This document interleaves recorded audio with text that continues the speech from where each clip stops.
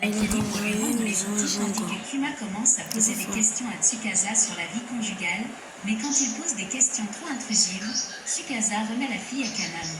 Kuma annonce qu'elle est venue demander conseil à Kaname, mais qu'elle veut d'abord avoir de la glace. Elle sort ensuite pour leur acheter toutes des glaces pendant que les filles ont l'air confuses. Pendant ce temps, la NASA rend les outils à Nakiri qui lui pose des questions sur sa jeune épouse. La NASA partage des histoires de son temps avec Tsukasa et le fait qu'elle aime acheter des biscuits dans de jolis contenants et Nakiri, qui est plus un garçon manqué, s'intéresse à la façon dont les filles comme Tsukasa agissent. Dasa avoue qu'il se sent plus heureux et plus libre maintenant qu'il est marié et après son départ. Nakiri se demande si elle devrait aussi trouver une femme. Un jour après que Tsukasa demande à la NASA s'il l'aime, elle devient étrangement silencieuse. Une NASA paniquée se rend à Kaname pour lui demander conseil, pensant qu'il a dû mettre sa femme en colère d'une manière ou d'une autre. Kaname lui dit qu'il pourrait mal interpréter la situation et elle compare la situation à la NASA ignorant un chat ronronnant. Elle lui ordonne d'être plus affectueux avec sa femme pour s'excuser, mais Tsukasa essayait simplement les conseils donnés par un article de romance. Plus tard, la NASA commence à faire des recherches intensives et à comprendre les épouses et l'importance d'exprimer des mots verbalement. Il continue également de recevoir des conférences sur le sujet par Kaname, qui lui dit que les phrases affectueuses sont importantes pour les femmes comme l'eau pour les fleurs. La NASA a du mal à savoir quand est le meilleur moment pour les compliments et il commence à rechercher les meilleurs moments pour complimenter Tsukasa. Bien que lorsque la NASA essaie de la complimenter pendant qu'il regarde la télévision et après leur réveil, Tsukasa est tout simplement confus. La NASA commence à croire que son jeu de compliments est trop faible, alors il commence à lire des mangas romantiques pour obtenir des conseils. Tsukasa remarque ce nouveau développement, mais elle veut aussi en quelque sorte jouer avec lui, alors elle lui met des toasts sur la tête. Bientôt Tsukasa commence à jouer des tours à la NASA pour le distraire, comme le chatouiller lorsqu'il essaie de lire. Après l'avoir taquiné pendant un certain temps, Tsukasa demande pourquoi il a lu autant de mangas récemment et la NASA est trop gênée pour avouer qu'il a fait des recherches sur la romance. Finalement, après quelques pressions, il admet qu'il avait essayé de déterminer la meilleure façon de la complimenter et Tsukasa, embarrassé, lui demande de montrer ses recherches. Bien qu'une fois que la NASA commence à la complimenter, Tsukasa devient à la fois embarrassé et heureux. Plus tard, alors que la NASA prend un bain, Kaname se demande pourquoi il ne partage pas un bain privé avec Tsukasa. Elle souligne qu'ils avaient déjà partagé un bain pendant leur voyage dans les sources chaudes et que Kaname peut verrouiller les bains publics juste pour eux deux. Bien que lorsque la NASA accepte provisoirement, Tsukasa se plaint de l'autre côté des bains publics, mais n'est pas en désaccord. Kaname finit par les laisser seuls, alors la NASA et Tsukasa finissent par partager à nouveau un bain ensemble. Ensuite, ils utilisent le sauna ensemble, mais la NASA commence à se débattre car il a des problèmes avec la chaleur du sauna. Il essaie de montrer sa virilité en restant au chaud et découvre que Tsukasa est en fait un expert en sauna.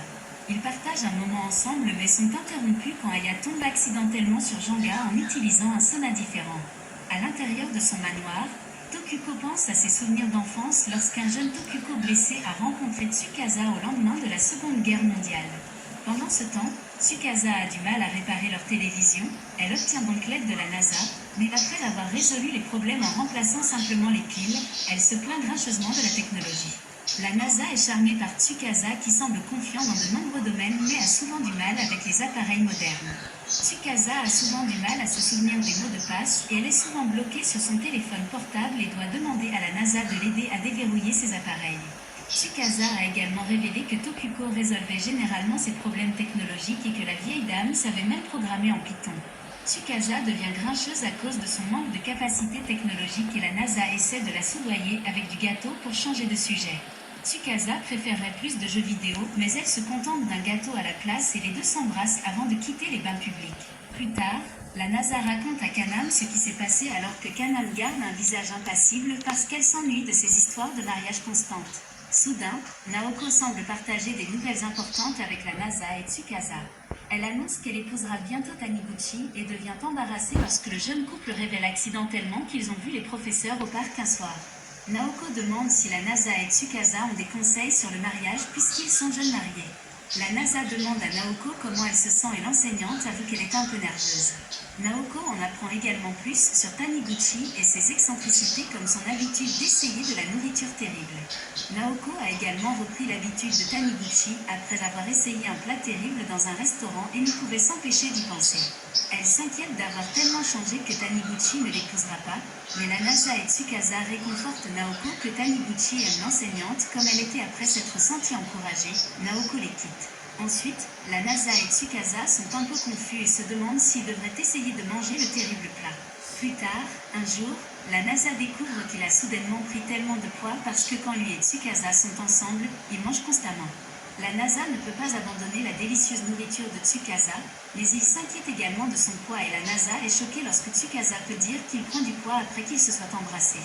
Tsukasa se demande alors si elle est en quelque sorte en faute puisqu'il mange beaucoup de sa nourriture, mais la NASA insiste sur le fait qu'il ne devrait rien changer. Tsukasa lui dit également qu'elle trouvera toujours la NASA mignonne même s'il devient potelé, mais la NASA est déterminée à perdre autant de poids que possible et à commencer à faire de l'exercice quotidiennement. Plus tard, Tsukasa parle à Kaname du plan de la NASA et Kaname révèle que la NASA était une sorte de mère à l'école qui ne faisait aucune activité physique. La NASA arrive pour commencer une course de 10 km mais il perd rapidement de la vitesse à cause de son manque de forme physique. Pour lui donner quelques encouragements, Tsukasa décide de courir aux côtés de la NASA qui se rend compte qu'il est beaucoup plus en forme qu'il ne le pensait. Quand ils arrivent dans un parc voisin, la NASA essaie de se montrer à Tsukasa en faisant des tractions, mais devient dévastée quand il ne peut même pas faire une seule traction. Tsukasa ne s'en soucie pas et le récompense avec un bon déjeuner, mais le couple est choqué de voir Tokako manger aussi avec eux. Tokako est venue les voir et leur demande s'ils pourraient être intéressés à faire du camping, un nouveau passe-temps qu'elle a choisi après l'avoir regardé des vidéos de camping sur YouTube. Elle leur dit qu'ils pourraient apprécier un peu de temps loin des écrans d'ordinateur pour profiter du plein air et la NASA accepte après que Tokako les invite à